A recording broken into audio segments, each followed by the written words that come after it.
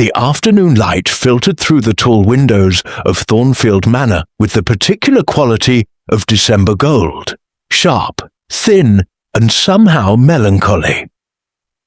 Miss Jane Marple sat in the morning room of her childhood friend Eleanor Ashworth, a cup of Darjeeling cooling gently in her lap, and observed the controlled chaos unfolding before her, with the calm attention of someone who had spent 73 years watching human nature in all its infinite variations. The Ashworth family reunion was entering its third day, and already the careful veneer of civility had begun to crack like old lacquer. "I do think we should all make an effort," Eleanor was saying, her voice carrying that particular timbre of forced brightness that comes only from those desperately trying to hold something together that very much wishes to fall apart. She stood by the fireplace, her silver hair arranged just so, her posture perfect despite the tension that radiated from her shoulders. "After all, it's been 7 years since we were all together. 7 years since your father passed, and we should be grateful that everyone could make the time to—" "Grateful?" interrupted Christopher Ashworth from his position near the window, his laugh sharp as breaking glass.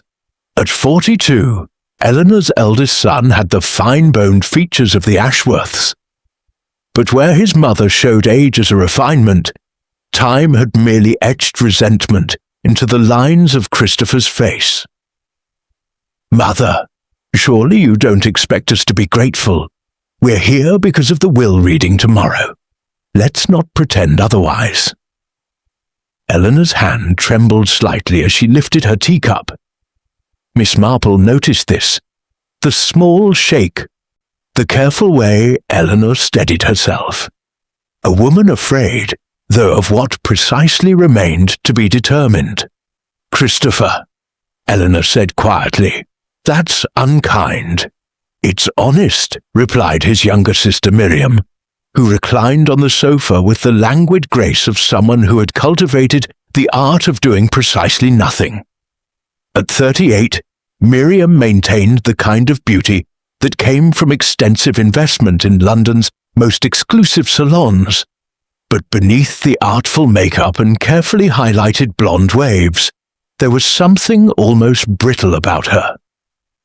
She'd been married 3 times and was, by her own cheerful admission, working on her exit strategy from the 4th husband, which is more than I can say for most of what's been said in this house since we arrived.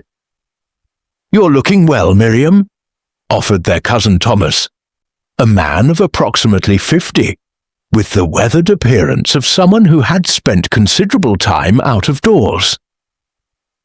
Thomas ran sheep farms in Scotland and had the straightforward manner of the practically minded.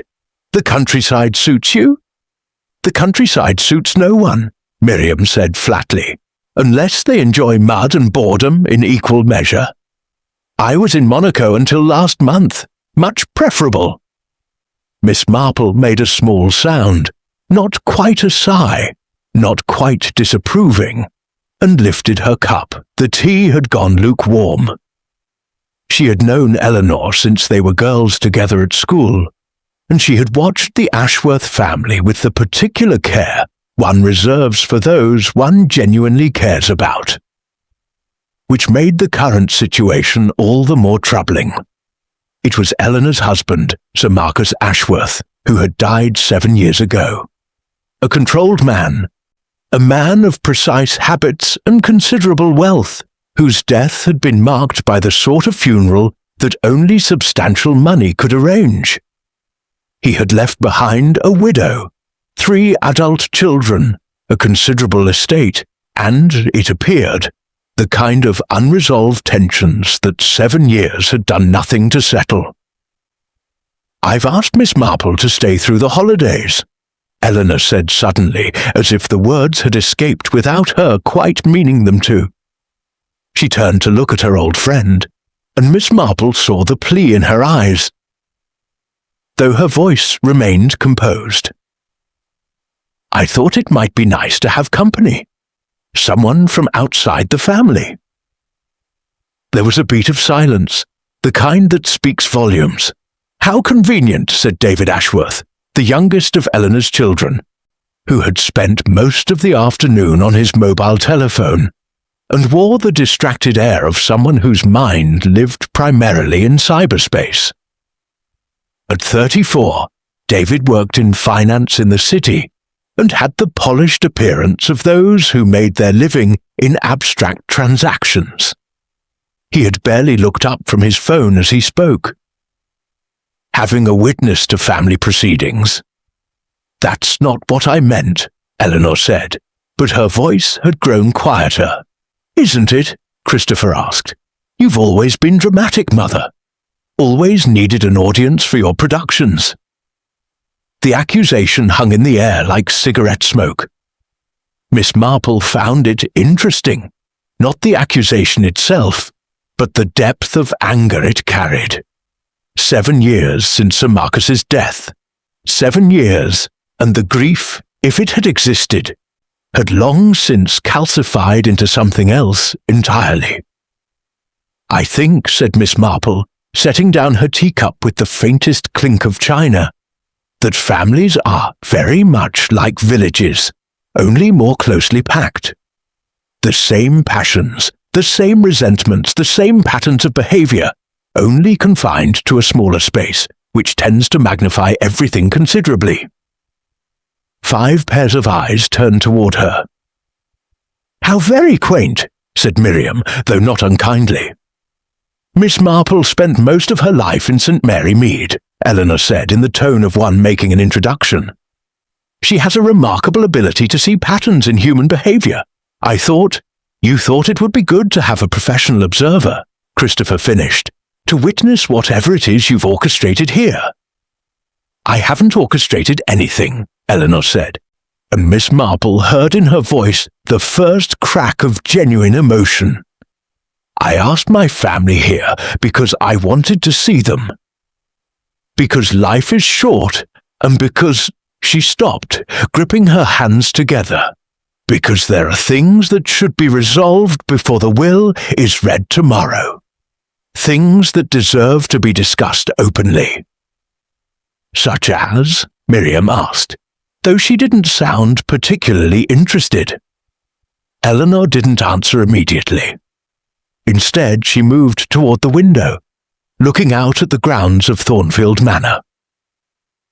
The December afternoon had begun to darken already. The sun was sinking toward the horizon. And the garden, visible through the ancient glass, had taken on the particular melancholy of winter in England. The maze that had once been Eleanor's pride was now just a confusion of bare hedges, and the fountain in the rose garden had been turned off for the season, its basin collecting leaves. "There are things," Eleanor said quietly, "that I never fully explained about your father's death, about what led to it, about what was happening in this house in the months before." "Mother!" Christopher said sharply, "you're being maudlin." Eleanor turned back to face her children. "I'm being honest," she said, "perhaps for the first time in 7 years." Miss Marple observed the reactions. Christopher's jaw tightening, Miriam sitting up slightly on the sofa, David finally looking up from his phone with something approaching genuine attention, Thomas frowning slightly, as if trying to work out the geometry of a particularly complicated equation.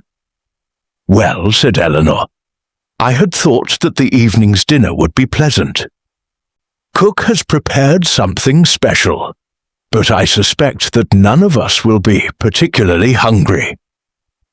As if in response to this prophecy, the lights in the room flickered. Just once, just for a moment, a brief dimming, and then a return to normal. But Miss Marple saw Eleanor's face go pale, and she saw Christopher exchange a look with Miriam that suggested this was not the first time such a thing had happened during the reunion. "The wiring in this house is appalling," Thomas said practically, I mentioned to Eleanor that it really ought to be updated."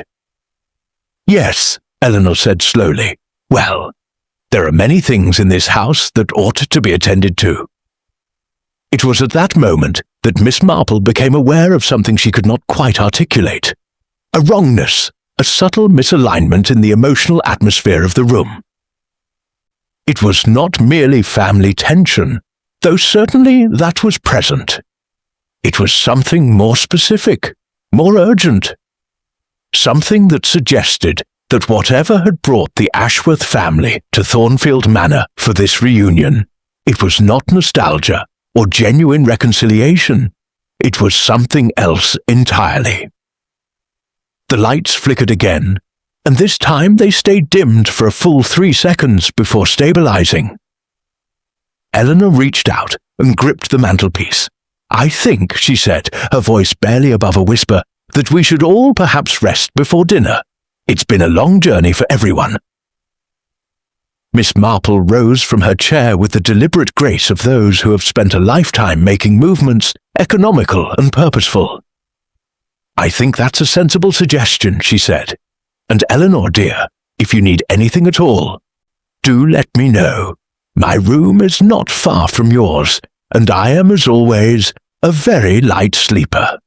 She saw the gratitude in Eleanor's eyes, and she saw too the fear beneath it. A fear that suggested that whatever story Eleanor needed to tell about her husband's death, it was not a peaceful one. As Miss Marple made her way upstairs to her room, a charming chamber on the 2nd floor overlooking the front drive, she found herself considering the curious geometry of this family reunion. 7 years since Sir Marcus's death.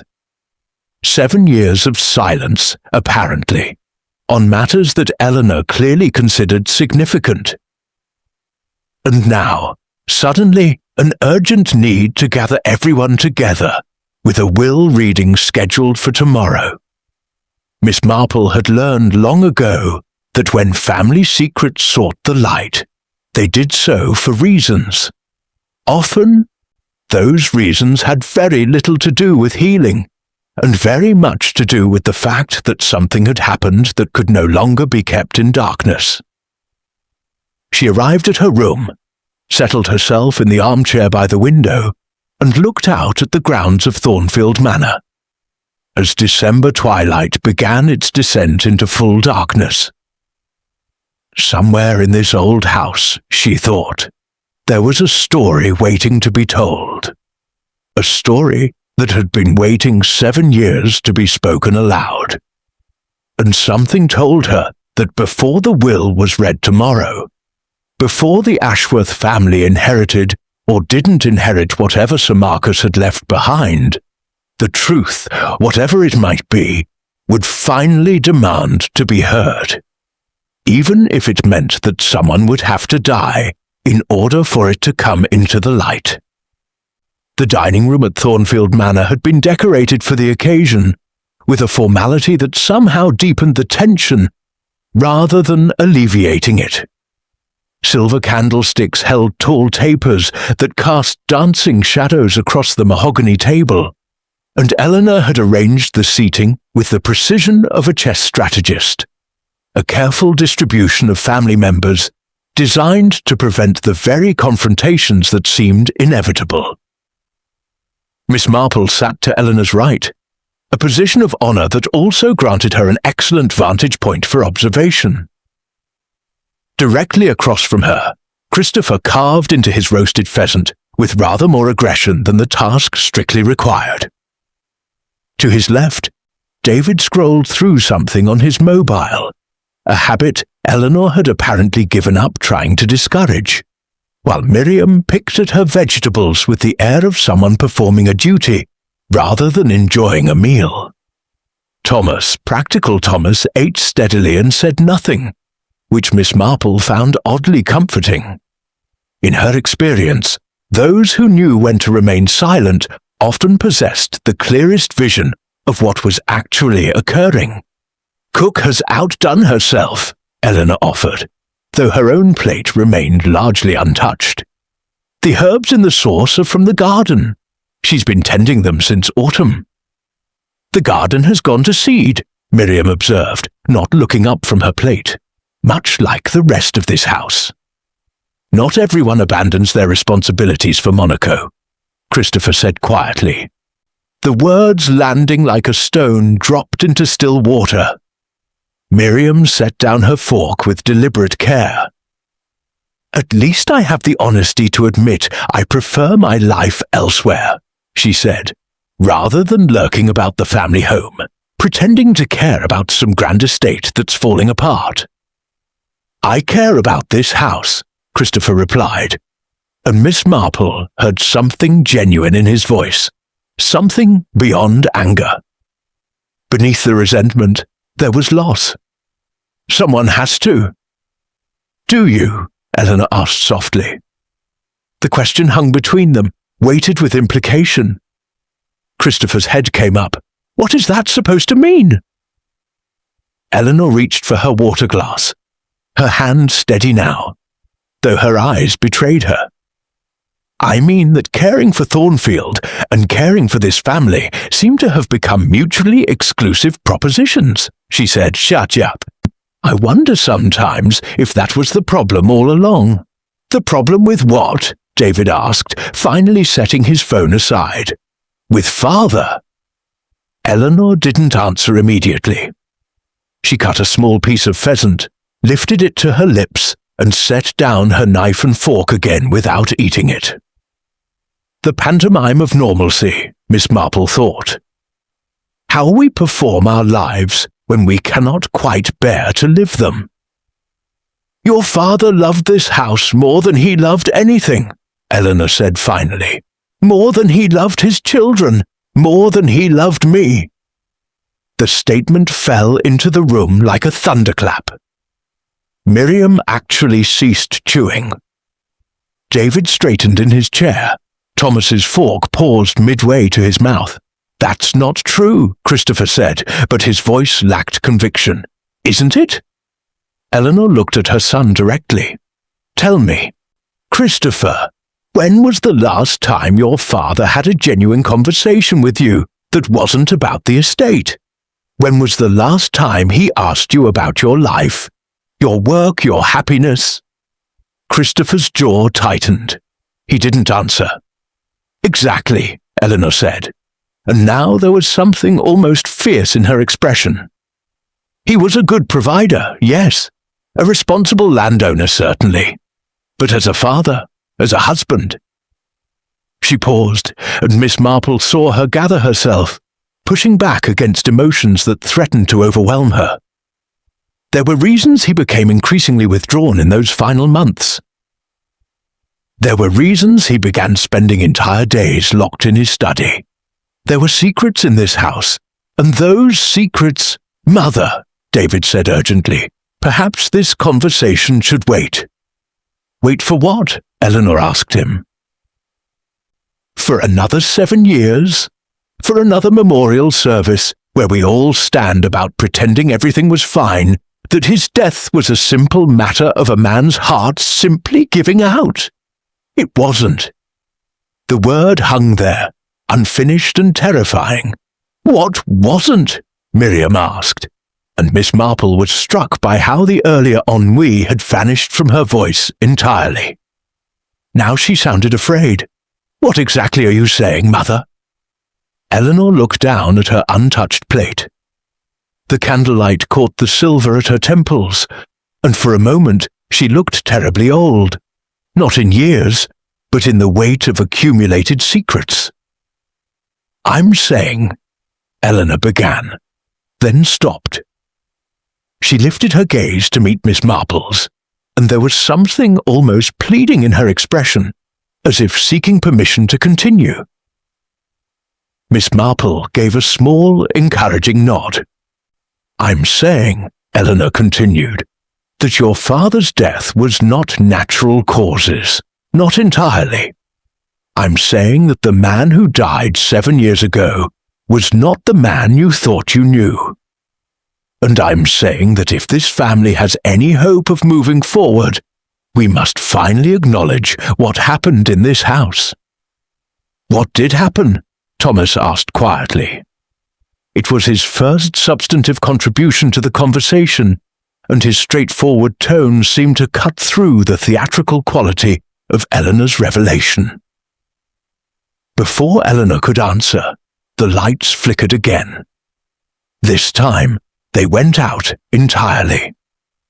In the darkness, Miss Marple heard the sharp intake of breath, the scrape of a chair, the clink of silverware against china as someone's hand shook.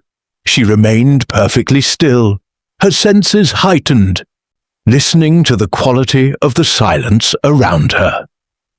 It lasted perhaps 10 seconds, an eternity in the dark, before the lights returned, flooding the dining room with sudden brightness that seemed almost violent after the darkness. When Miss Marple's eyes adjusted, she saw that Eleanor had gone chalk white, and Christopher had half risen from his chair. Miriam was gripping the edge of the table, her knuckles bloodless. David stared at the darkened ceiling as if the lights might attack again at any moment. "That's the third time," Thomas said, his practical voice a lifeline in the chaos of emotion. "We really must call an electrician tomorrow." But Miss Marple was looking at Eleanor, and she saw something in her old friend's expression that made her blood run cold. It was not surprise at the darkness. It was recognition. As if Eleanor had been expecting this. As if the flickering lights were not a malfunction at all, but a message, a warning. "I think," Eleanor said, her voice small and thin in the restored light, "that perhaps we should retire early tonight. Tomorrow is the will reading, and we'll all need our rest." No one moved.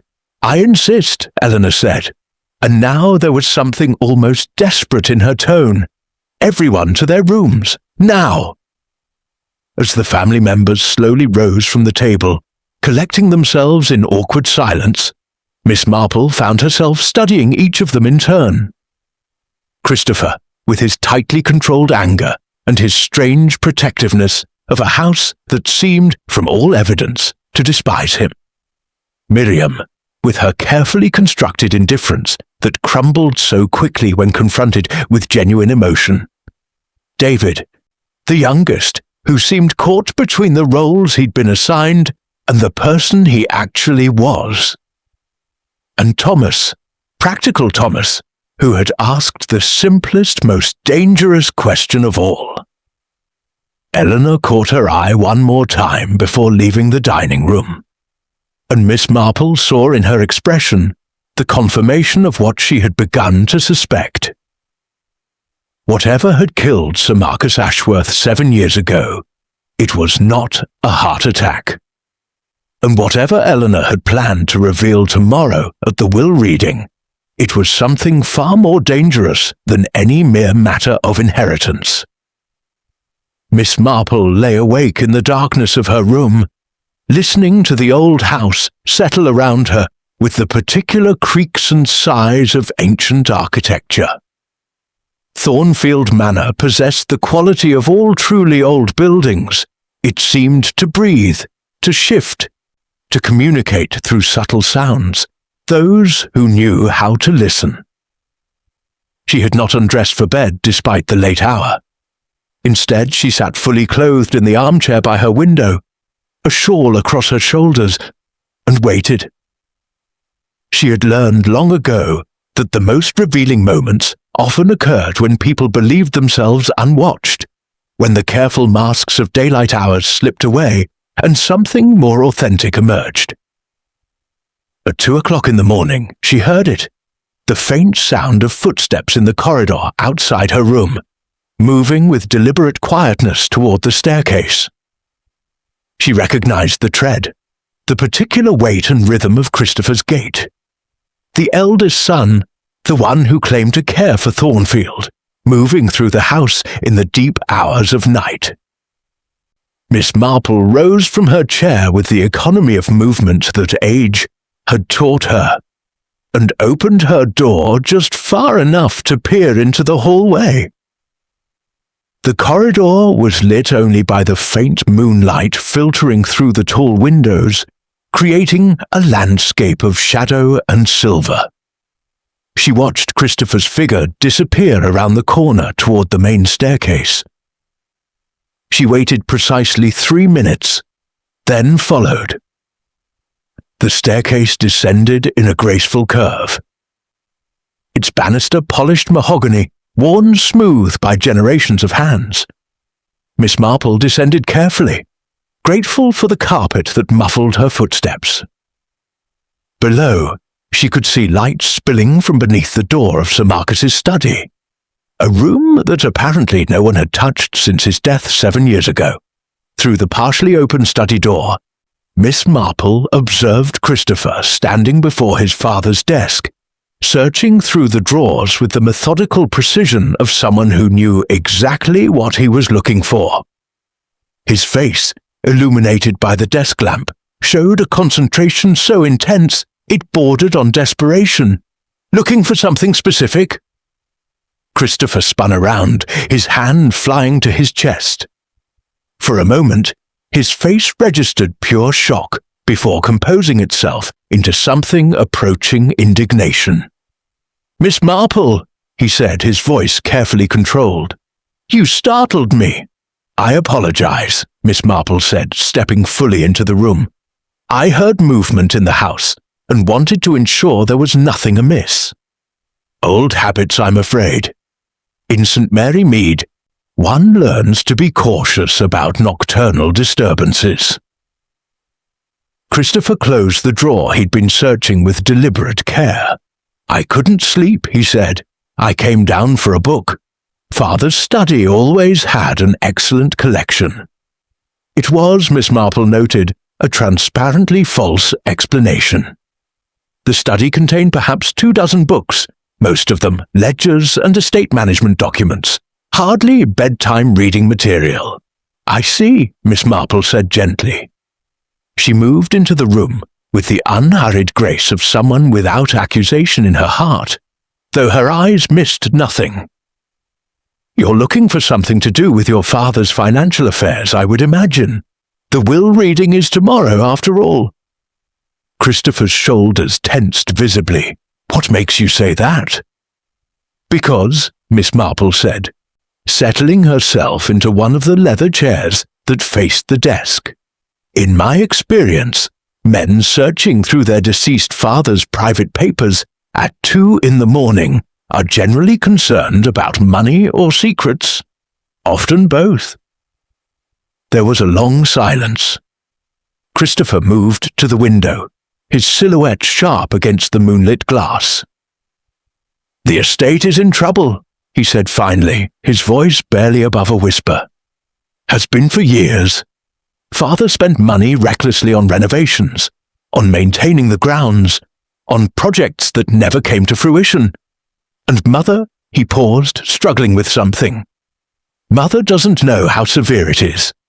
Or if she does, she won't acknowledge it." "And the will reading tomorrow?" Miss Marple asked softly. "Will confirm what I've suspected," Christopher said, "that there's nothing left. That the estate is mortgaged beyond recovery. That everything my family has been fighting over for 7 years amounts to considerable debt."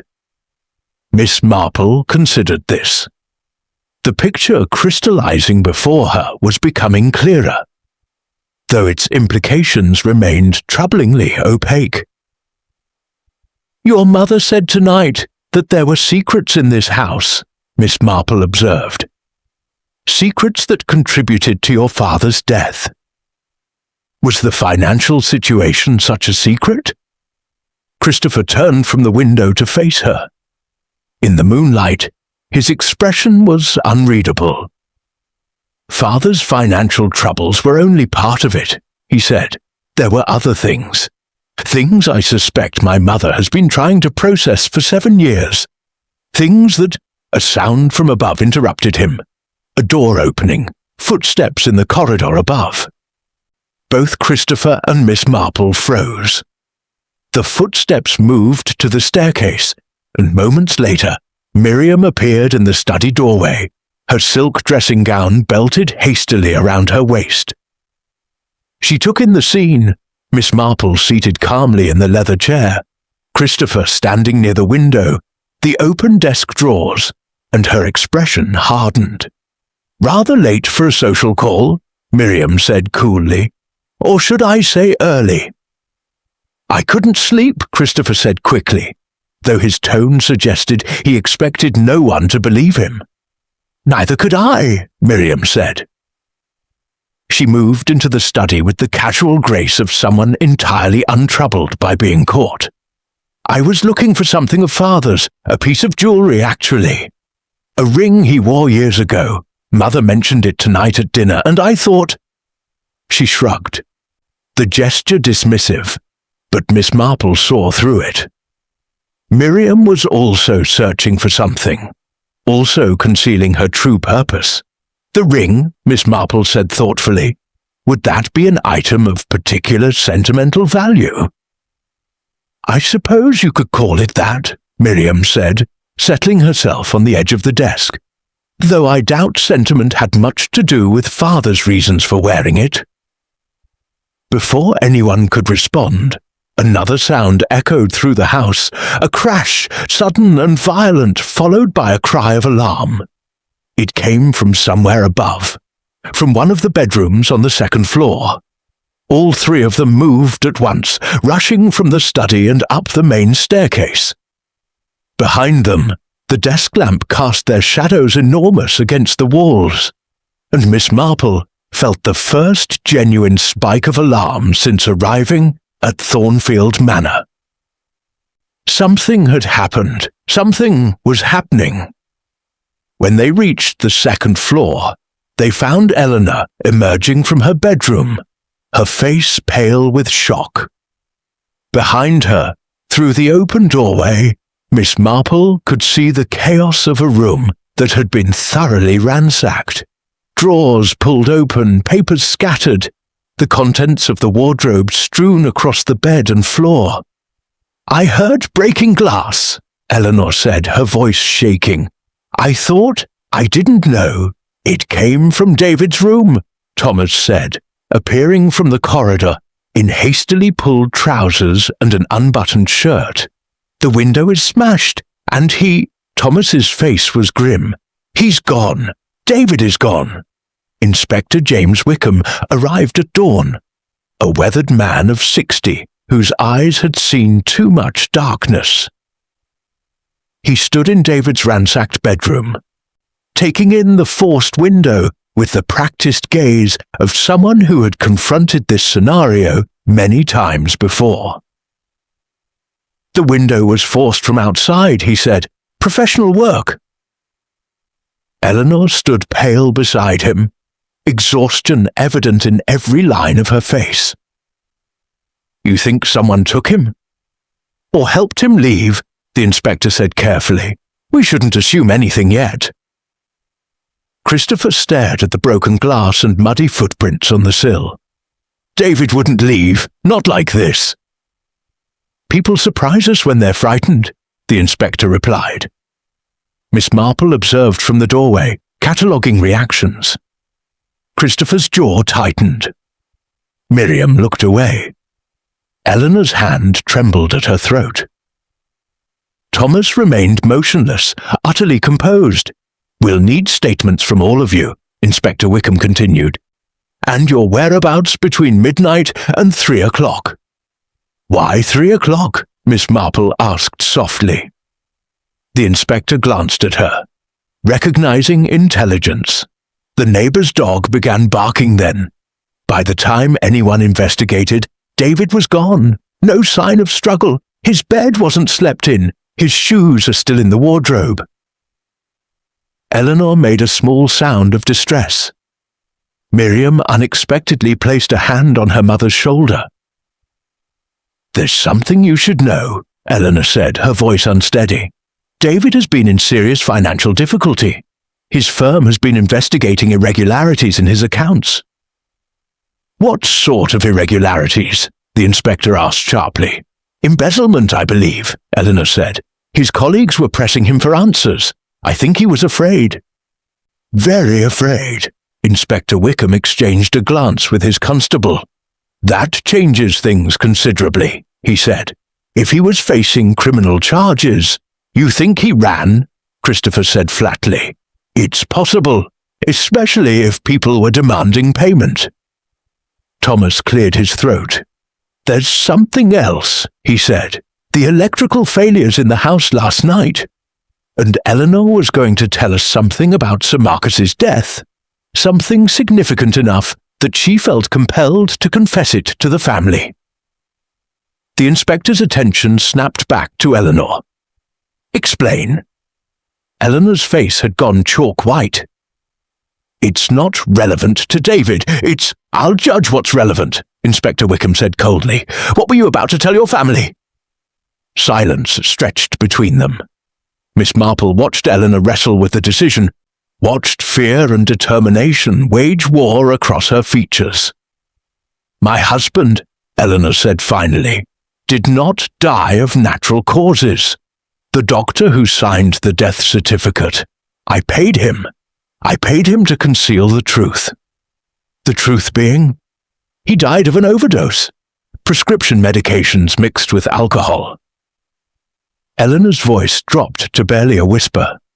I believed it was deliberate. I believed my husband took his own life. The revelation seemed to drain oxygen from the room. Christopher made a strangled sound. Miriam sat down abruptly on the bed. Thomas turned toward the window. You concealed this from authorities for 7 years? The inspector's voice was ice. I was protecting my family, Eleanor said. The shame, the scandal. I wanted them to remember their father with dignity, not as someone who... She stopped, looking toward Miss Marple as if seeking absolution. I was wrong. I kept hiding because stopping seemed impossible, but continuing to hide was destroying us more effectively than the truth ever could. Inspector Wickham pulled out his notebook. I need a complete timeline. Everything about the day he died. And I need to speak with this doctor. He's been dead 5 years, Eleanor said quietly. The inspector's jaw tightened. Of course he has. Right. Formal interviews begin immediately. No one leaves Thornfield Manor without my permission. As he moved toward the door, Miss Marple stepped forward. Inspector, she said softly, I wonder if you might consider that David's disappearance and the revelation about Sir Marcus might not be entirely coincidental. He paused. You have something to contribute? Only an observation, Miss Marple said. Families that harbor secrets inevitably find those secrets demanding payment. The question isn't whether truth will emerge, but what price it will exact when it does. The inspector studied her for a moment, then nodded slowly, as if recognizing something kindred in her understanding of human nature. We'll speak again, Miss Marple, he said, and continued down the corridor. Eleanor looked at her old friend, gratitude and desperation mingling in her expression. Before she could speak, a constable appeared with news. A suitcase had been discovered at the railway station, abandoned but bearing David's initials. The search was narrowing. And with each discovery, the house grew colder, as if Thornfield Manor itself understood that tragedy was no longer approaching. It had already arrived. The morning room had been converted into an improvised interrogation space. Inspector Wickham sat behind Eleanor's writing desk, his notebook before him, while a constable stood by the door taking notes. One by one, the family members were summoned for formal interviews. Christopher was first. He sat across from the inspector with the rigid posture of a man defending a fortification, his fingers gripping the arms of the chair, as if the furniture might betray him. You were searching your father's study at 2 a.m, the inspector said without preamble. Why? Christopher's face flushed. I couldn't sleep. At the precise moment your brother was disappearing through a broken window. I had nothing to do with that." Inspector Wickham turned a page in his notebook. "You stand to inherit a significantly mortgaged estate. Your mother just revealed that your father took his own life, a suicide she concealed for 7 years. Tell me, Mr. Ashworth, how does it feel to discover that the man you were protecting through silence was actually running from his own demons?" Christopher's jaw tightened. "My father was a complicated man. I've spent 7 years trying to preserve his memory, trying to hold this family together. And now," he stopped, his voice breaking slightly. "Now, I understand that every sacrifice I made was based on a lie." "The financial difficulties," the inspector pressed. "You knew about them?" "I suspected," Christopher admitted. "Father spent recklessly. I tried to warn him, but he wouldn't listen. In those final months, he became almost obsessed with certain renovations, as if he was trying to build something or destroy something. I never could figure out which." Inspector Wickham made a note. "What renovations?" "The East Wing. He had workers there constantly, making changes.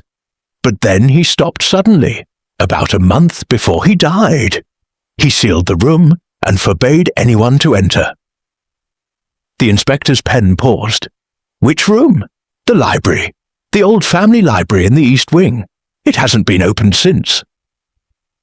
Miriam's interview proved equally revealing, though in different ways. She sat cross-legged on the chair, her silk dressing gown elegant despite the early hour, her carefully constructed detachment beginning to crack. "The ring," Inspector Wickham said. "The one you claimed to be searching for last night. Describe it." Miriam hesitated just long enough for the lie to become obvious. "It was Father's, a signet ring with the family crest." "And you wanted it because?" "Sentiment," she said, but her voice lacked conviction. "Or because David had it?" Miriam's eyes widened slightly. "I don't know anything about that." "Your brother was involved in embezzlement. Large sums of money moving through accounts that should have been dormant. Money that, if traced properly, appears to have originated from this house, from access to your father's financial records, which would have required knowledge of where he kept them." Miriam stood abruptly. "David wouldn't have, wouldn't he?" the inspector asked calmly. "A youngest son, desperate for money, facing professional ruin.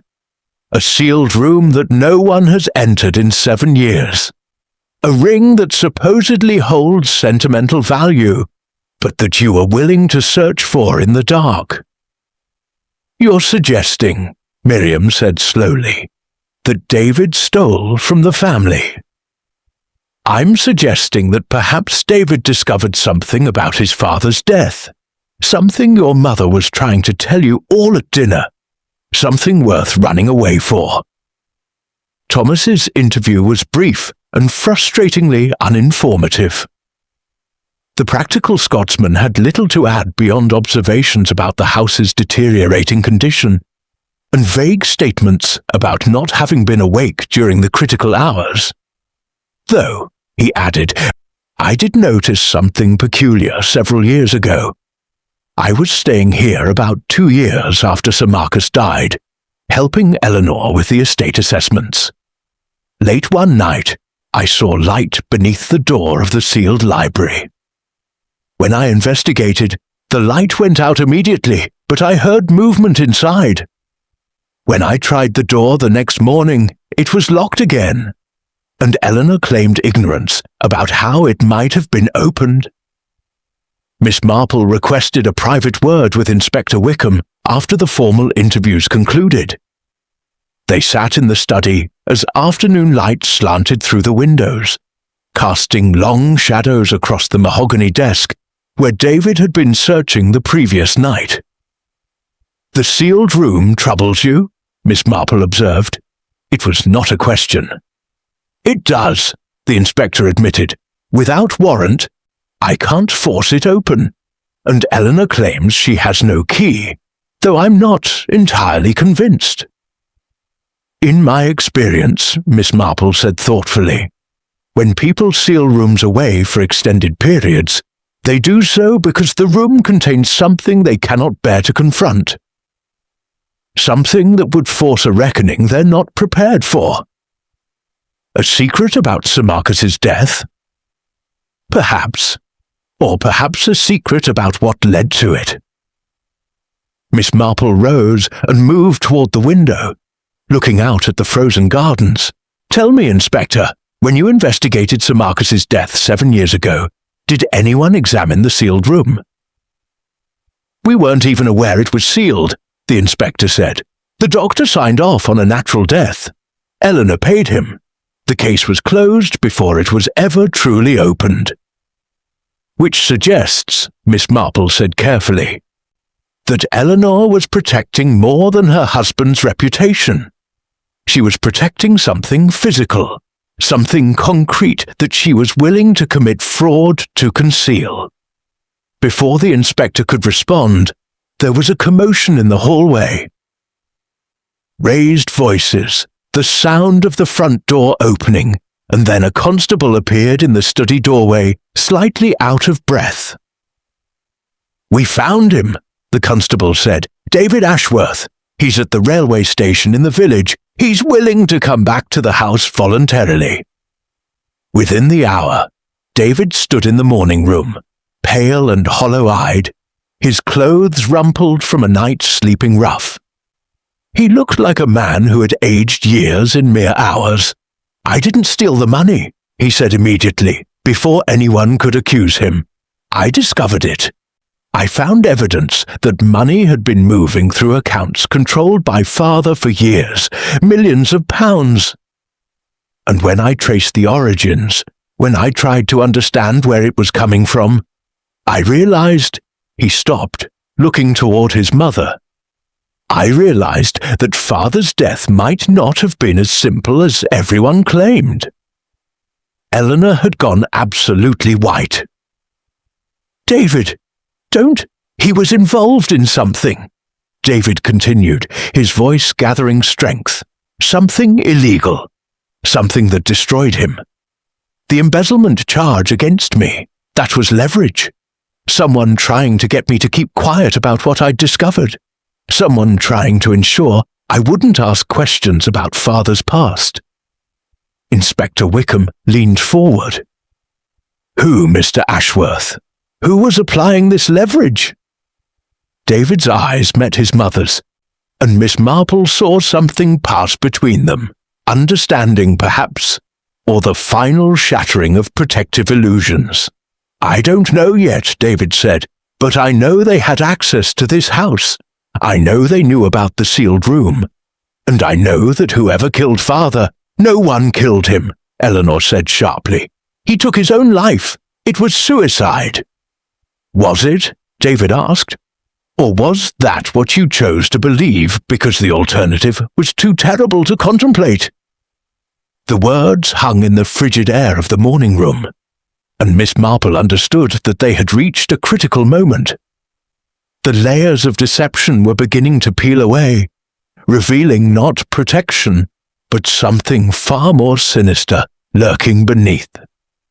Something that required 7 years of silence to conceal. Something that demanded a sealed room. Something worth framing a son for embezzlement to keep hidden. And somewhere in Thornfield Manor, Miss Marple thought, that something remained waiting to be discovered. The East Wing Library stood behind a heavy oak door that had been locked for 7 years. Inspector Wickham held a warrant obtained within hours of David's return, and now he stood before the sealed entrance with an expression of grim determination. Eleanor had provided the key without argument, a small gesture of surrender that spoke volumes about her capitulation. The door swung open onto darkness thick with dust, and the peculiar smell of undisturbed air, the scent of secrets left untouched by time. Inspector Wickham switched on the overhead lights, and the library revealed itself like a tomb being violated. Tall shelves lined the walls, filled with leather-bound volumes that had not been read in years. But the room's true nature became apparent when Miss Marple stepped inside and observed the desk positioned near the window. A workspace arranged with deliberate precision, everything in its place, everything waiting. What was not waiting was papers. The desk was empty. But around the periphery of the room, Miss Marple noted the absence of dust in certain places, rectangular outlines on the shelves where boxes or files had once rested. "Someone has been here," Miss Marple said quietly. "Recently, within the last few weeks, I would estimate." Eleanor, standing in the doorway with the constable blocking her exit, made a sound like a wounded animal. "That's impossible. I sealed this room myself after—" She stopped, unable or unwilling to continue. "After what?" Inspector Wickham asked, his voice gentle but unyielding. Eleanor's legs seemed to give way. The constable caught her elbow, and she sank into one of the leather chairs positioned before the desk. Her face had become a map of despair, and when she finally spoke, her voice was barely audible. "After I found him," she whispered, "after I found Marcus in this room with the empty bottle of pills and the brandy glass. After I realized that he had planned it all so carefully, that he had left no note, no explanation, only me standing there, understanding that the man I had married was capable of such calculation, such cruelty." Miss Marple felt the weight of those words settle over the room like snow. "He didn't leave a note?" the inspector asked. "No," Eleanor said, "but he left something else. He left information. Details about the money, about where it had come from, about the people he was involved with. He left it all here, in this room, as if he thought I would find it eventually and understand." Christopher pushed forward from where he had been standing in the hallway. "Understand what? Understand that father was involved in something criminal? Understand that he chose death over facing consequences? Understand that he was being blackmailed?" Eleanor said, her voice growing stronger, pain giving way to something harder. Understand that he had made mistakes in his youth that were coming back to haunt him. Understand that the people involved were threatening not just him, but all of us. "What people?" David asked urgently. "Mother, who was blackmailing father?" Eleanor looked at her youngest son, and Miss Marple saw her struggle with a decision that should have been made 7 years ago. "I don't know their names," Eleanor said, "but I know they had evidence of something from before he met me, before he became Sir Marcus Ashworth of Thornfield Manor. Something he would have done anything to conceal." Inspector Wickham began examining the room more carefully, running his fingers along the empty shelves, checking the desk drawers. In the deepest drawer, his fingers caught on something. A small envelope taped to the underside of the wooden surface. He withdrew it carefully, opened it, and found a single item inside. "A key. This key," the inspector said, holding it up to the light. "What does it open?" Eleanor shook her head. "I don't know. Marcus never explained. I assumed he had destroyed all the documentation before." She couldn't finish the sentence. "Before he died," Miss Marple supplied gently. "But he didn't, did he? He left this key, hidden in a way that required specific knowledge of this room to locate. A message, perhaps, or insurance." Thomas stepped forward from where he had been observing silently. "There's a safe," he said quietly, "in the cellar. I've only seen it once, years ago. It's behind the wine racks, covered in cobwebs. I assumed it was decorative, something left from a previous owner." The procession moved downward through the house, descending into the cool darkness of the cellars beneath Thornfield Manor.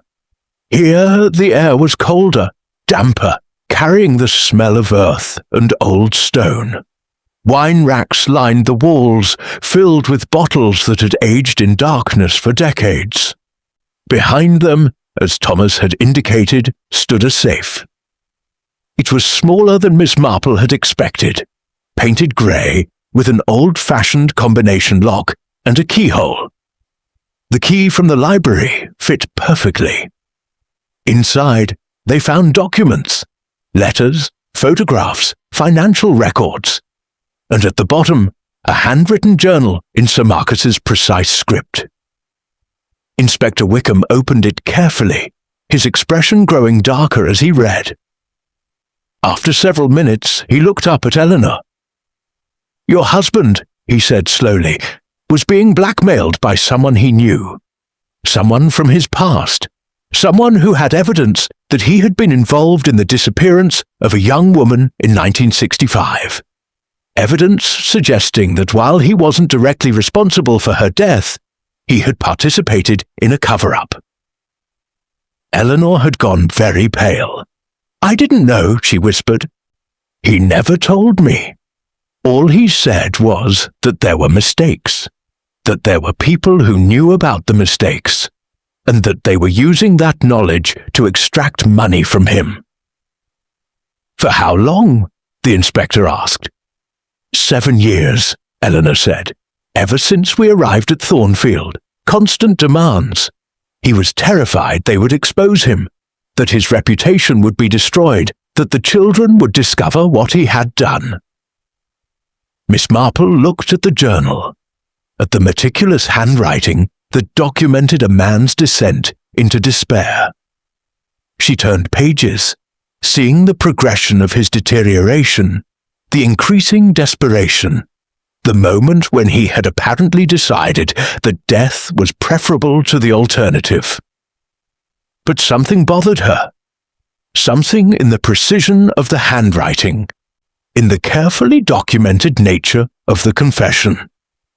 A man truly intent on suicide would not have left such meticulous records. A man destroying himself would not have bothered with organization. "Inspector," Miss Marple said, "I wonder if you might examine the journal more carefully, particularly the final entries." Inspector Wickham leafed through to the end, to the pages supposedly written closest to Sir Marcus's death. And his expression changed. "The handwriting," he said, "shifts. Look here, the later entries are not in the same hand as the earlier ones." Eleanor made a sound of shock. "That's impossible. That's his writing. All of it is Marcus's writing." "Is it?" Miss Marple asked quietly. "Or was someone forging his hand? Someone who had access to this room, to his journals, to his documented despair? Someone who was not above creating evidence to support a narrative of suicide?" The implications hung in the cold cellar air like a curse. "What are you suggesting?" Eleanor asked, her voice barely a whisper. "I'm suggesting," Miss Marple said, "that your husband did not take his own life. I'm suggesting that someone murdered him, staged it as suicide, and then has spent the last 7 years ensuring that the truth remains buried. Someone with access to this house, to the family finances, and to someone in the family's confidence." Christopher's hand gripped the edge of a wine rack until his knuckles went white. Miriam had gone absolutely still. David stared at his mother with dawning horror, and Eleanor, poor Eleanor, looked as though the foundations of her entire understanding of the past 7 years had crumbled beneath her feet. The family gathered in the drawing room as evening descended over Thornfield Manor. Outside, snow had begun to fall, thick and silent, covering the grounds in white, a shroud over the house and all its secrets. Inspector Wickham stood near the fireplace, his notebook before him, but it was Miss Marple who commanded the room's attention, as she settled herself into a wing-back chair, her knitting needles clicking softly in the tense silence. "The forgery is quite clever," she began without preamble. "Whoever created those later journal entries studied Sir Marcus's handwriting extensively. They captured his pressure points, his particular flourishes, even the slight tremor that appeared in his writing after 1970, but they made a critical error."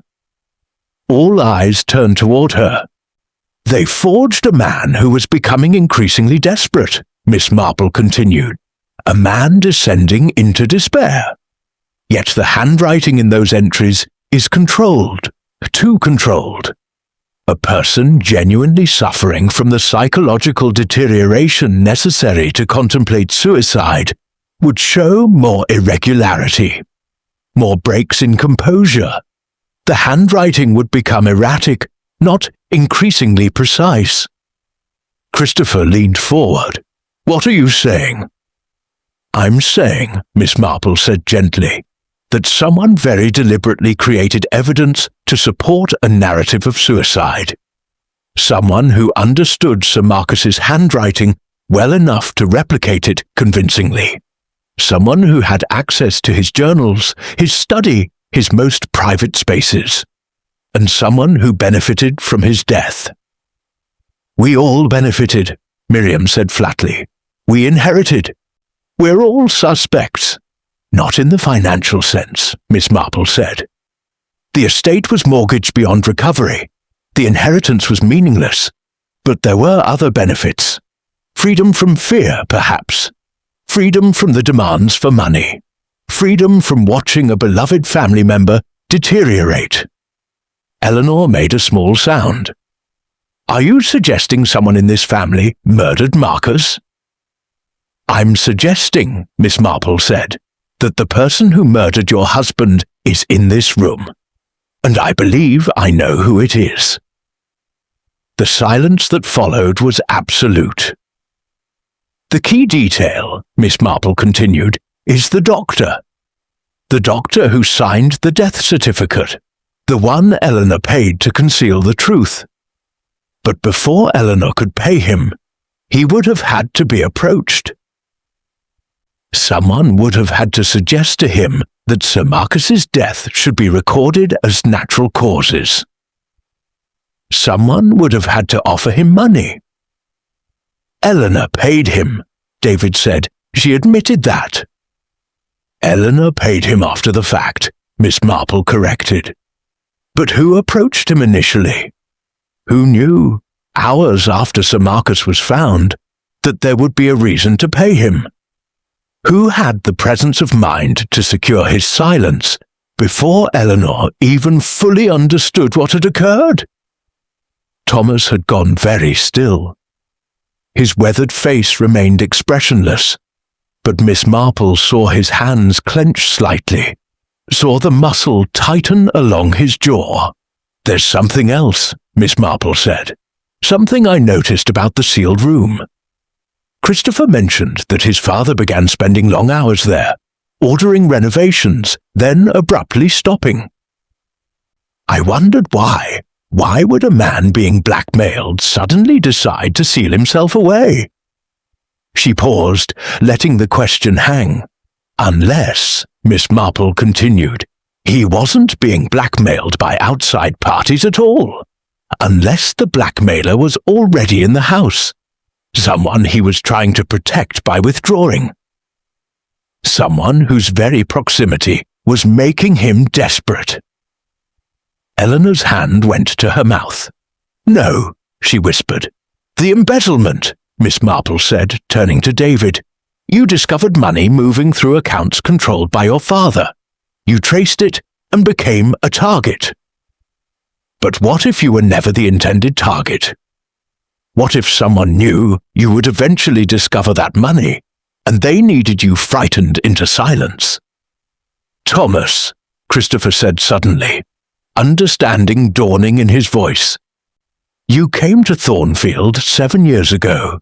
You arrived about the same time Father died. You've been here ever since, ingratiated into the family, helpful, practical, invaluable. Thomas rose from his chair with deliberate slowness. His Scottish accent seemed to deepen as he spoke. You're out of your depth, old woman, he said to Miss Marple, his voice cold. You're an elderly busybody from a village who knows nothing of real stakes, real consequences. Perhaps, Miss Marple agreed calmly, but I know human nature. I know that cousins can be ambitious. I know that family connections can mask desperation. And I know that a man who murders once finds it progressively easier to do so again. David, Thomas said, his hand moving with sudden violence, pulling something from his pocket.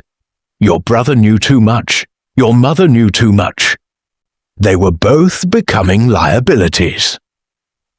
Inspector Wickham moved, but Thomas was faster. He lunged toward Eleanor, and chaos erupted. Christopher tackled his cousin, the two men falling across a side table, scattering porcelain and sending glasses crashing to the floor. The weapon, a knife from the dinner service, clattered across the hardwood. Constables appeared immediately, having been stationed in the adjoining rooms precisely for this eventuality. Thomas was subdued within seconds, his face twisted with rage and desperation. Sit, Inspector Wickham commanded, and officers guided Thomas into a chair, restraining him with practiced efficiency. Why? Eleanor asked, her voice hollow. Thomas, why would you murder my husband? He was family. Thomas laughed, a sound devoid of all humor. Family? Your husband destroyed my father. My father was the youngest of 3 brothers. Marcus got the estate, the title, the respect. My father got nothing but the knowledge that he had been displaced. He drank himself to death, and no one in this family even noticed. So you came here, Miss Marple said softly, seeking revenge. I came here seeking justice, Thomas said. I found proof of what Marcus had done. The cover-up, the bribes, the evidence he paid people to suppress. I came to him with it, thinking he would finally have to face what he'd done. But instead he offered me money, as if I could be bought, as if my father's life meant nothing but a transaction. So you killed him, David said, realization crystallizing in his voice. He did it to himself in the end, Thomas said. He took the pills. I simply provided the alcohol, the opportunity, the finality. And then I made sure everyone believed he chose to do it. I forged those final entries. I arranged for the doctor's cooperation. I made certain that the truth would never emerge. And then you inserted yourself into the family, Christopher said bitterly. You became the loyal cousin. You earned our trust. I became necessary, Thomas corrected. Eleanor was too fragile to manage the truth. You were all too desperate to accept the lie I gave you. I've spent 7 years protecting this family from a truth that would have destroyed you. You've spent 7 years protecting yourself, Miss Marple said, and ensuring that no one would ever investigate what you'd done. Inspector Wickham signaled the constables. As they moved to remove Thomas, he turned back to Eleanor one final time. He was a weak man, Thomas said. Guilty of terrible things. I gave him a way out that was kinder than he deserved. You took his life, Eleanor said, her voice steady now, strengthened by clarity. You took the choice from him. You took 7 years of truth from everyone who loved him. That was not mercy. That was cruelty. As Thomas was led away, Eleanor looked at Miss Marple, and in her eyes was the beginning of something beyond grief. The hard-won piece of understanding at last what had happened and why. 3 weeks had passed since Thomas was taken into custody. The snow had melted from the grounds of Thornfield Manor. revealing the frost-blackened gardens beneath, and the house itself seemed to exhale a long-held breath of relief. Inspector Wickham's investigation had concluded with damning evidence. Thomas's fingerprints on the forged journal pages, traces of the drug he had given to Sir Marcus, financial records showing his father's descent into despair after being cut off by the Ashworth family decades earlier. It was a story of inherited rage, of resentment festering across generations, of a man who had convinced himself that murder was mercy. Eleanor sat in the morning room on a cold December afternoon, tea cooling in a china cup at her elbow. She had lost weight in the weeks since the truth emerged, but there was something stronger in her bearing now. The peculiar resilience that comes only after one has survived the worst of what life can offer. "I've been thinking," she said to Miss Marple, "about what Thomas said, about how he believed he was doing the right thing, how he convinced himself that his murder was an act of kindness. People are quite capable of extraordinary self-deception," Miss Marple observed gently, "especially when they are driven by long-standing grievance. Thomas had spent 40 years nursing his resentment before he ever arrived at Thornfield. By the time he confronted your husband, he had constructed an entire narrative in which his rage was justified." "But it wasn't," Eleanor said. "My husband wasn't responsible for Thomas's father's failures. Marcus was simply born into privilege that Thomas's father coveted. That's not a crime worthy of murder." "No," Miss Marple agreed, "but in Thomas's mind it had become one. He had transmuted envy into righteousness. By the time he killed your husband, he had convinced himself that justice required it." Eleanor was quiet for a long moment, her gaze directed toward the frozen gardens outside. "The worst part," she said finally, "is that I spent 7 years protecting him. I protected the man who murdered my husband. I lied, I paid bribes, I concealed evidence, all because I believed I was protecting my family's reputation, when in reality I was protecting the killer." "You were protecting what you believed to be the truth," Miss Marple said. "You found your husband apparently having taken his own life. You made a choice, quickly and under duress, to conceal that choice rather than expose it to scandal. That choice came from love, however misguided. It came from pride," Eleanor corrected sharply. "I didn't want my children to know their father was capable of such despair. I didn't want them to think he had abandoned them. So I lied. And my lie cost us 7 years of uncertainty, of secrets, of fear." Christopher sat in his father's study, his study now, though he had yet to fully reconcile himself to the title and the responsibility. David had joined him, and the two brothers stood before the desk where their father had worked, where Thomas had forged those final, damning journal entries. "I've been thinking about selling," Christopher said. "The estate is ours now, entirely and truly. The debts are manageable.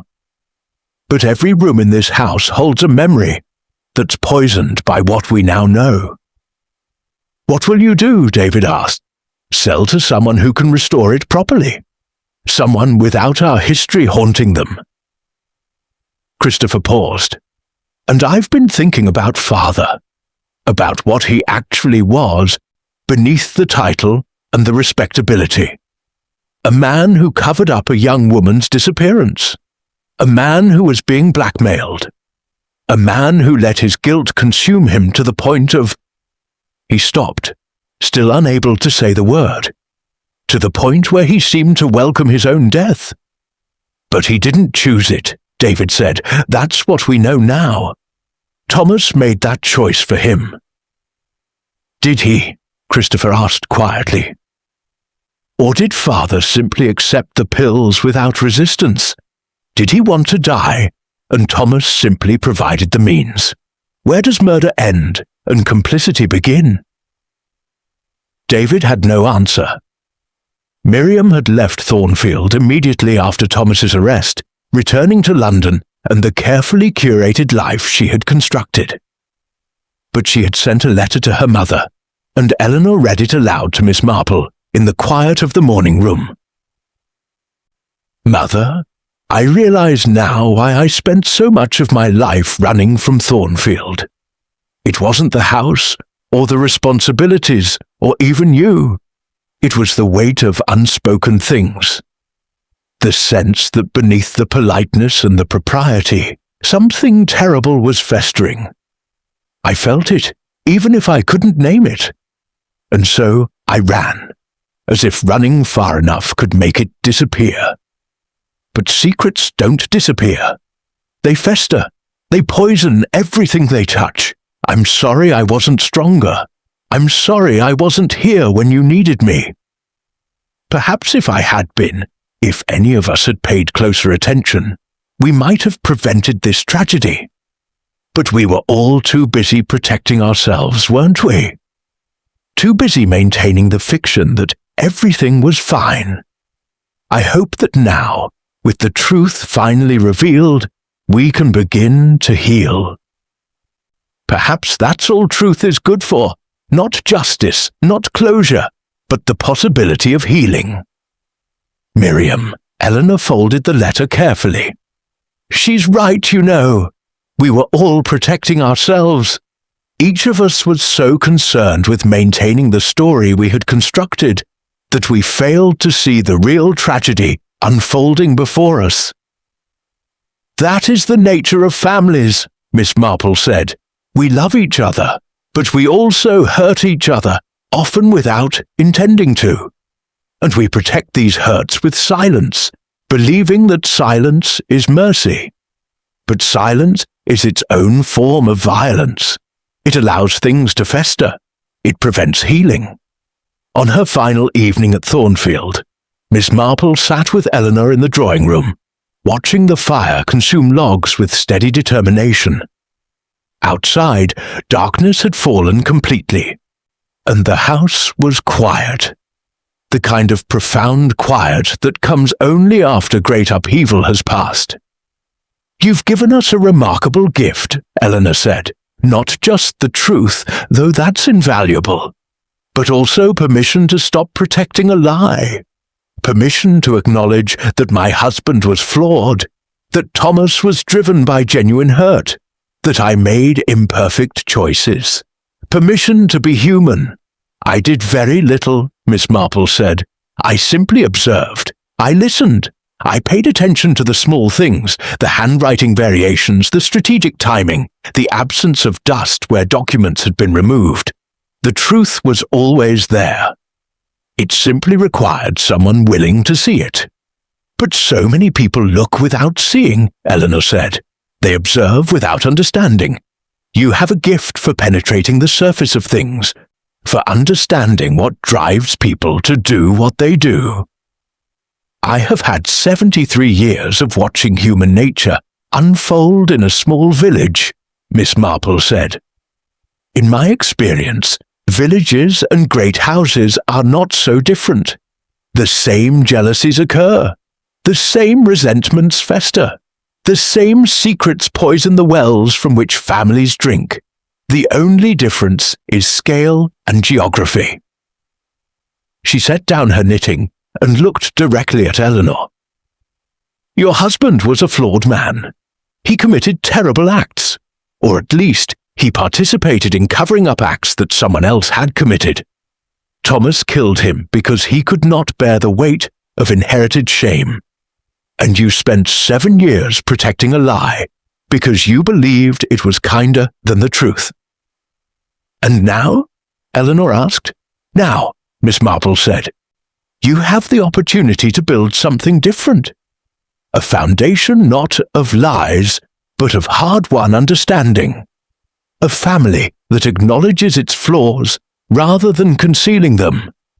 That is the greatest gift truth can offer. Not closure, but the possibility of becoming better. Eleanor reached out and took Miss Marple's weathered hand. "Thank you," she said simply.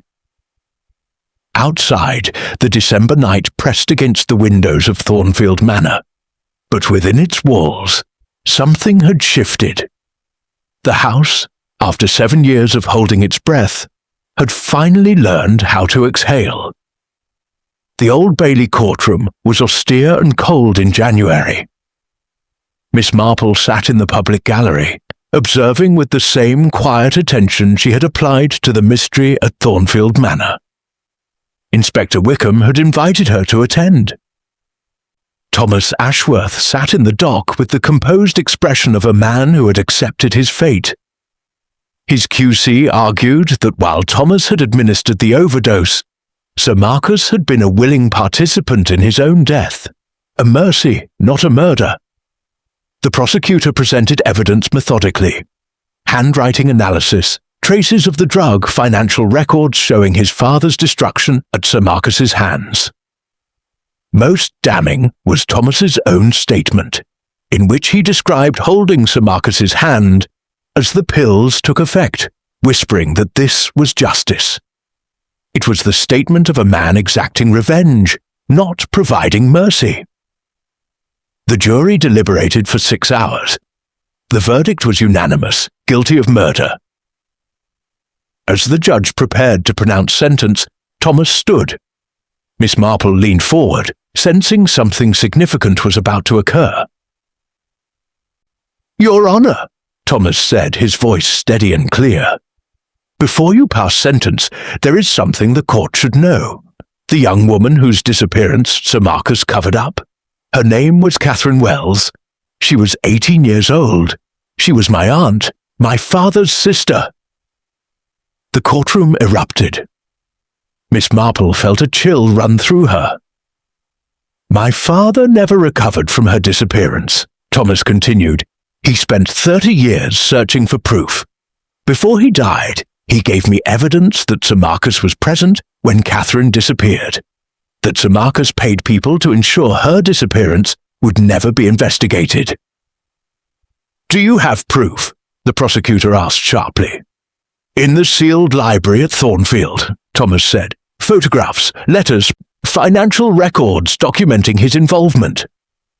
The judge called for adjournment while these allegations were investigated. Inspector Wickham stood immediately and left the courtroom. "It provides context for his rage," Miss Marple said quietly to a journalist sitting nearby. "But it does not absolve him of murder. Understanding why someone commits a terrible act is not the same as excusing it." 3 days later, Eleanor received Inspector Wickham at Thornfield Manor. He brought photographs from the sealed library, Catherine Wells laughing, vibrant, alive. Catherine at a garden party, and in the background of one photograph, a younger Sir Marcus. "We've opened a new investigation," the inspector said. "We believe Catherine Wells may be buried somewhere on the grounds." Eleanor's hand went to her throat. "Here? At Thornfield? Your husband may have been covering up an accident," the inspector said gently. "A young woman's death requiring concealment. That concealment gave the blackmailers immense leverage." Christopher stood abruptly. "My father buried a body here, and spent the rest of his life paying for that silence?" "It appears so," the inspector said. "Whether murder or accident, we may never know. But Catherine Wells disappeared in 1965, and evidence suggests her death occurred at Thornfield." The excavation began on a grey February morning. Dogs trained to detect human remains led officers to the overgrown rose garden, where Eleanor had once taken such pride. Beneath the frozen earth, they found her, what remained of Catherine Wells, after nearly 60 years. Dental records confirmed her identity. A preliminary examination suggested she had been struck on the head, possibly during a fall or altercation. The exact cause would never be determined. But her name could be given back to her family. Her remains could be properly buried, and the truth, however partial, could finally be acknowledged. Miss Marple received a letter from Eleanor 2 weeks later, on a cold morning in St. Mary Mead. Dear Miss Marple, I have contemplated the nature of justice and truth, particularly regarding Catherine Wells. My husband carried the weight of that girl's death for 60 years. He paid for it emotionally, spiritually, with his life. He was murdered by someone seeking vengeance for a crime that destroyed their family. Is there justice in this outcome? I do not have answers. But I understand that truth, however painful, is preferable to comfortable lies. My children and I are establishing a memorial to Catherine Wells to ensure her name will be remembered. Thank you for revealing the truth. Eleanor. Miss Marple folded the letter carefully. She thought of Catherine Wells, of the young woman whose death had rippled across decades, destroying families. She thought of Sir Marcus, guilty of concealment. She thought of Thomas, driven to kill by inherited rage. Human nature was neither good nor evil, she reflected, but a complex tapestry of choices made under duress, of secrets kept in the name of love, of violence sometimes hidden beneath the guise of justice. The mystery was solved. The murderer was imprisoned. But the true tragedy of Catherine Wells, of Sir Marcus's guilt, of Thomas's rage, would echo across the years, a reminder that some truths, once buried, continue to poison everything around them, no matter how deep the grave. The memorial garden at Thornfield Manor was modest but dignified. A small stone bench faced a fountain that had been restored to working order, and beneath a carefully pruned oak tree stood a bronze plaque, gleaming dully in the autumn sunlight. In memory of Catherine Mary Wells, 1947 to 1965, beloved daughter, sister, and friend, her story deserved to be told.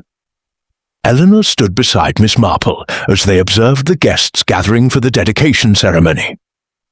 The event had drawn not only the Ashworth family, but also members of Catherine's family, cousins and distant relatives who had spent 60 years nursing the wound of her disappearance. There was David, speaking quietly with Catherine's nephew, a man in his 70s who had been only a child when his sister vanished.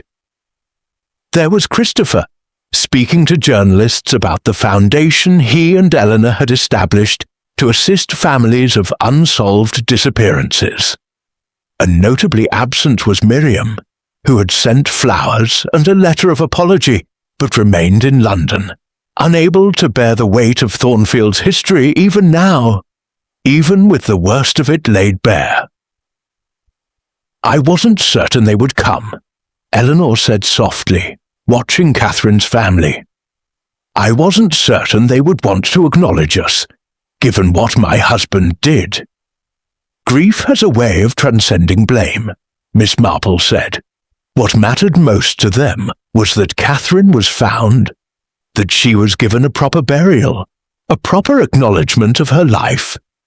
Your husband's complicity is terrible, but it is historical now. What you and your children are doing, that is present, and it is redemptive. The ceremony began with a prayer, followed by remarks from Catherine's nephew, who spoke of his sister with such tenderness that several people wept. He spoke of her dreams of becoming a teacher, of her laugh, of the particular way she had of making everyone around her feel valued and seen. And he spoke of the decades of not knowing, of the agony of uncertainty, of what it meant finally to have answers, however incomplete and tragic those answers might be. Eleanor placed flowers at the base of the memorial, white roses, which Catherine had apparently favoured. And then, to everyone's surprise, Christopher stepped forward, and spoke. "My father was not a good man," he said, his voice carrying across the garden. "He committed crimes of commission and crimes of omission. He concealed a death. He paid for that concealment for 60 years. And he died rather than face the truth of what he had done." Christopher paused, his eyes moving across the assembled faces. "I cannot apologize for his actions. I can only acknowledge them and commit to ensuring that Catherine Wells is remembered as more than a victim of his failings. She was a person. She had a life. She deserved better than what happened to her, and she deserved better than 60 years of oblivion." After the ceremony, there was a reception in Thornfield's drawing room, the same room where the family mystery had begun to unravel barely a year earlier. Miss Marple found herself in conversation with Eleanor in a quieter corner, away from the assembled guests. "I've made a decision," Eleanor said. "Christopher is to have the estate. David will manage the foundation. And I am going to travel. I've spent my entire life here, bound by duty and propriety, and ultimately by a lie. I think I deserve to see something of the world beyond Thornfield's walls." "That is wise," Miss Marple said. "Where will you go?" "Italy, initially. Greece after that. Perhaps Turkey. I've always wanted to see the places I read about in novels." Eleanor smiled, a genuine smile that transformed her face, making her appear younger despite the streaks of silver in her hair. "And when I return, perhaps I'll write. I think there is a book in all of this, though I'm uncertain whether anyone would want to read it." "I suspect they would," Miss Marple said gently. "Your story is not merely one of mystery and crime. It is a story of how families hold together despite secrets, how truth, however terrible, can be more liberating than comfortable falsehood. There is value in that narrative." Eleanor reached out and took Miss Marple's hand. "Will you come and visit? When I'm settled, wherever that may be. I would like to continue our friendship, to have someone who understands what we've been through, what we've survived." "I should like that very much," Miss Marple said. That evening, as Miss Marple prepared to return to St. Mary Mead, Inspector Wickham came to see her off. He stood in the entrance of Thornfield Manor, holding a file. "I thought you might appreciate these," he said, handing her copies of the final reports on both investigations, the murder of Sir Marcus Ashworth and the cold case of Catherine Wells's death. "You were instrumental in resolving both. Your observations about human nature proved far more valuable than our standard investigative procedures." "I merely observed what was there to be observed," Miss Marple said. "The credit belongs to you and your constables for pursuing the investigation with such thoroughness." "Nevertheless," the inspector said, "you have my gratitude and my respect. You have a remarkable gift for understanding people, Miss Marple. I hope you'll continue to apply it, even in your retirement." "I suspect I shall have little choice," Miss Marple said with a slight smile.